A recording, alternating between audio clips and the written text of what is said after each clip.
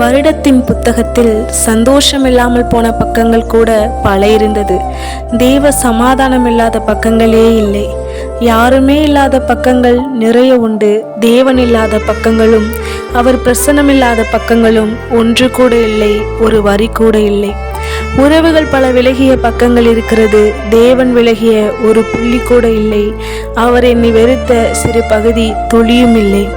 இந்த வருடம் என்னும் இந்த பயண நூலில் அவராலே நான் கண்மலையே என்னை எப்போது மறந்தி ஊரை விடவே நீர் விலகவும் மாட்டி கண்மலையே என்னை எப்போது மறந்தி ஊரை விடவே நீர் விலகவும் மாட்டி